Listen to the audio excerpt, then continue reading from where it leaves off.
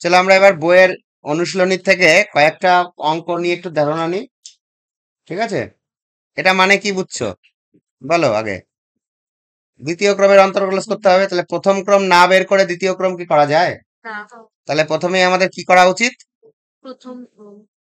প্রথম ক্রম করা উচিত। এবার দেখো, আমরা মজার ব্যাপার হচ্ছে আমরা দ্রুত ডেরিভেটিভ করার জন্য আমরা প্রথম ক্রমটা একবারে করে নিচ্ছি। তাহলে y1 dy dx না লিখে y1 লেখা তাড়াতাড়ি হয়। তাহলে এটা মানে কি আসবে?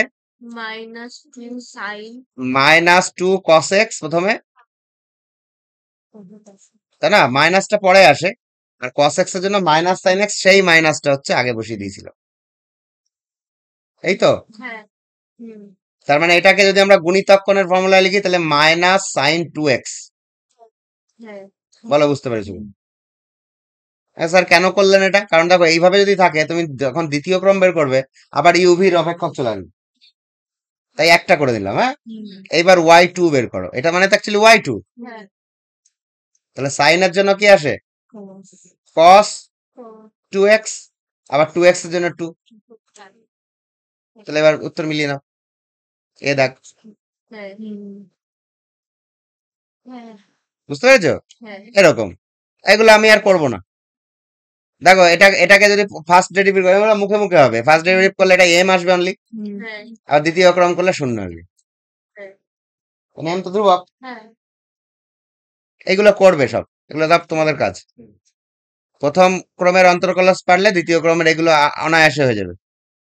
আচ্ছা, এই অঙ্কটা একটু বলে দেবো, 6 দাগটা একটু টাইপ চেঞ্জ হচ্ছে। দেখো, বলছে যদি এক্স এবং ওয়াই উভয়ে কি এর অপেক্ষক হয়, তাহলে d2y dx² মানে কোনটা?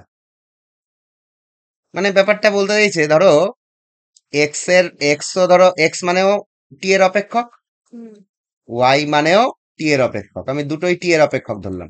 ব্যাপারটা এরকম, মানে এক্স মানেও টি দিয়ে কিছু একটা আছে, ওয়াই মানেও টি দিয়ে কিছু একটা আছে, মানে এখানে অ্যাকচুয়ালি টি হচ্ছে প্যারামিটার। বুঝাতে পারছি?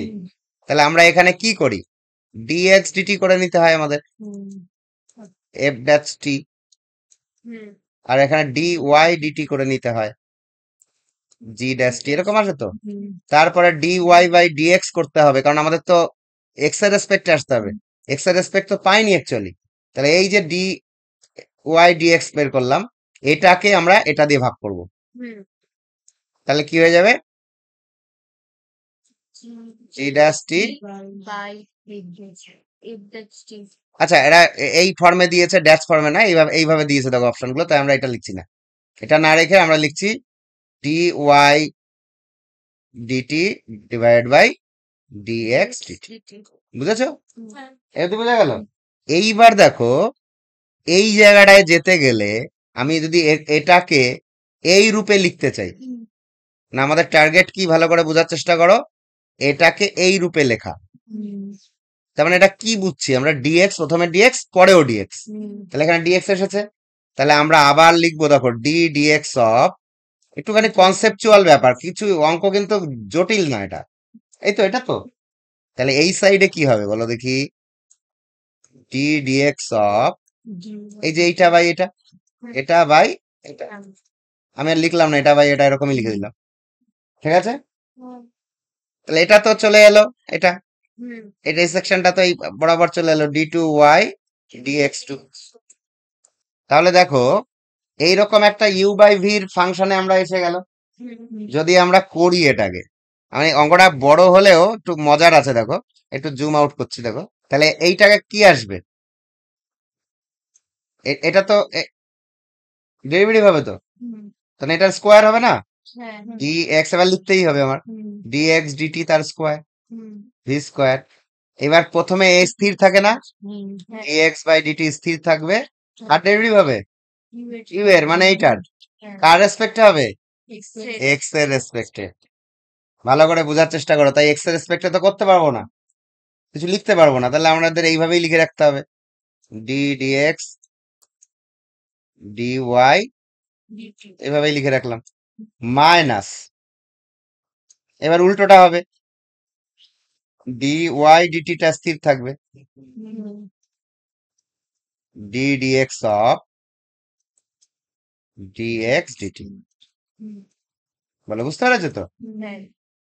এইবার দেখো এই জায়গাটা একটু জুম করে নি, এই জায়গাটা বোঝার ব্যাপার আছে। এটা তো ডাবল ডেরিভেটিভ হচ্ছে, এই জায়গাটা বুঝতে পারছি, কিন্তু প্রবলেম কি এখানটায়? এখানের প্রবলেমটা এইটুকু যে ডবল ডেরিভেটিভ হচ্ছে আমরা তো বুঝতে পারছি, এখানেও ডবল ডেরিভেটিভ হচ্ছে বুঝতে পারছি, কিন্তু আমরা সরাসরি d2y লিখতে পারলেও dx2 বা d2 লিখতে পারবো না, কারণ এখানে পরপর দুবার আলাদা আলাদা সাপেক্ষে আমরা করেছি, তাই তো? কিন্তু আমরা একটা ট্রিক করতে পারি, এখানে যদি আমরা টি করে দিয়ে এই জায়গাটা আমরা কি করে দেবো, টি করে দিই। চলো করে দিলাম তোমাদের বোঝার জন্য, শুরু করে লিখি। এখানে আমরা কি করলাম, টি করে দিলাম, একটু এটা টি নিলাম, তাহলে এর সঙ্গে আমাদের এটা অ্যাডজাস্ট দিয়ে গুণ করতে হবে না? এই যে ডিটি নিয়েছি, তাহলে এই বরাবর একটা ডিটি, আর ছিল নিচে ডিএক্স বাই ডিএক্স, এটা দিয়ে গুণ হবে না বলো? তাহলে কিন্তু টিটি ডিটি টু লিখতে পারবো, এটার সাথে গুণক করে দিলাম। বুঝতে পেরেছো ব্যাপারটা কি? এর আগে আমরা এরকম করেছি কিন্তু ফার্স্ট অর্ডার, বুঝতে পেরেছো? তাহলে এটা দেখো কেন এরকম করব, দেখো এই জায়গাটার সেকেন্ড অর্ডার ফর্মে দেওয়া আছে অপশন, এই দেখো d2y dt2, তাহলে d2y dt2 এটা আমরা তখনই লিখতে পারবো যখন এটাকে টি করতে পারবো, ঠিক আছে? তাহলে একই রকম এইদিকেও দেখো আছে এরকম সেকেন্ড অর্ডার dt2 তে, তাহলে এটাতে আমাদের এখানেও তাই হবে, এখানেও আমরা তাই করব না, এখানেও টি করে দেবো, দিয়ে এখানে একটা গুণ করব dt বাই dx। বলো বুঝতে পারলে কিনা? ক্লিয়ার? তাহলে এর পরের লাইনে কি লিখবো আমরা, সমান এটা dx dt, এটা দেখো dt dx, রাইট? দেখো এটা পরস্পর এটার সাথে এটার দেখো গুণফল 1, পরস্পর অনন্য, তাই এটা আউট হয়ে গেল। তাহলে এটা লিখতে পারলাম d2y dt2 মাইনাস, এই জায়গাটায় কি হচ্ছে, যেমন আছে থাক এটা, ঠিক আছে? এটাকে আমরা কি লিখতে পারি, d2x dt2, আর এটা ছিল dt dx বাই কি আছে, এটার স্কোয়ার dx dt তার স্কোয়ার। বলো বুঝতে পারলে কিনা একটু? এইবার অপশানে দেখো, এখানে দেখো কিউব রয়েছে, তাহলে এই জিনিসটা দিয়ে যদি গুণ করি উপর নিচে, তাহলে এখানে আবার dx dt চলে আসবে একটা, d2y dt2 minus dx dt দিয়ে গুণ করছি তো, তাহলে এটা উঠে যাবে, এটা এটা দেখো অনন্যক তাই কেটে যাবে, তাহলে পরে থাকবে dy dt into d2x dt by এটার কিউব dx dt। বুঝেছো? তাহলে আমাদের উত্তর বি। 6 গেল, এগুলো তোমরা পারবে করতে। পরের পেজে যাচ্ছি, এইটা মনে আছে তো, এটা 1 মাইনাস কস এক্স, এর কি, হ্যাঁ, tan square x by tan x by two আসবে, x by two derivative half, হাফের ডেরিভেটিভ আবার করলে জিরো, জিরো উত্তর। বুঝতে পেরেছো? এগুলো এগুলোকে একটা ট্যানে দেখো, এটাকে tan pi by 4 plus x লেখা যায়, তাহলে পাই বাই 4 প্লাস এক্স চলে আসবে, আর ফার্স্ট ডেরিভেটিভের ভ্যালু আসবে 1, এটারও জিরো। এইটা সূচকের অঙ্ক, এটাকে সিম্পলিফাই করে নেবে, ঠিক আছে? A minus b a plus b, তাহলে এটা হবে x to the power a square minus b square, এটা হবে x to the power b square minus c square, তাহলে x to the power 0 1 plus x, তার মানে এটা এই জায়গাটা 1 আসবে, এখানে এক্স আসবে, এখানে 0 প্লাস 1 হবে ফার্স্ট ডেরিভেটিভ, এটাও জিরো উত্তর, ঠিক আছে? চলো এগুলো পর পর তোমরা পারবে সব। এটা একটুখানি বলে দিচ্ছি, চলো 15 দাগটা, 15 দাগটা কিছুই না, এটাকে মানে আমরা প্রমাণ করতে হবে, ঠিক আছে? চলো ওয়াই সমান সমান কি রয়েছে দেখো, আমরা ডেরিভেটিভ করছি ফার্স্ট ডেরিভেটিভ, হ্যাঁ, y1 মানে পাচ্ছি সাইনের, এটা পি তো ধ্রুবক মানে সহগ রয়েছে, sine alpha x, sine alpha x এর জন্য কি হবে, পি রইলো, তারপরে তোমার কস আলফা এক্স, আবার আলফা এক্স এর জন্য একটা আলফা দ্বিগুণ, হ্যাঁ ঠিক আছে। তারপরে দেখো এখানে যে কস রয়েছে, সাইন আনলে মাইনাস চলে আসবে, সে মাইনাসটা দিয়ে নিলাম। কিউ একই রকম, এরও আলফা বেরোবে, সাইন আলফা এক্স। বুঝতে পেরেছো? হ্যাঁ তারপরে ওয়াই টু করো, একই আবার ডেরিভেটিভ করছি কস, হ্যাঁ কস এর জন্য এইটুকু তো ধ্রুবক, কস আলফা এক্স এর জন্য মাইনাস সাইন আলফা এক্স, আবার একটা আলফা বেরোবে, তাহলে মাইনাস ই আলফা স্কয়ার হয়ে যাচ্ছে, আলফা একটা বেরিয়ে সাইন আলফা এক্স, ঠিক আছে। মাইনাস এখানেও তাই, q alpha square cos alpha x.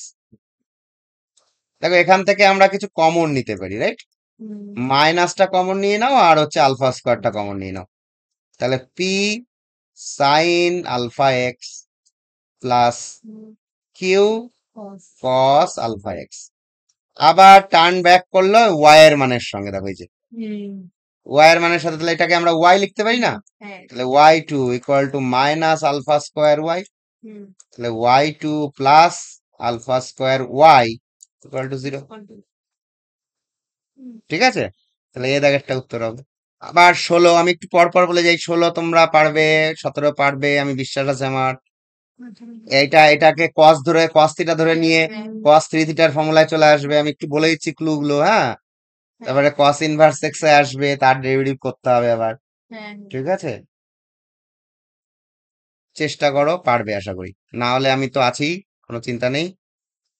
এটাও করিয়েছিলাম, দেখো আগে এই ধরনের অঙ্ক আগে করিয়েছি।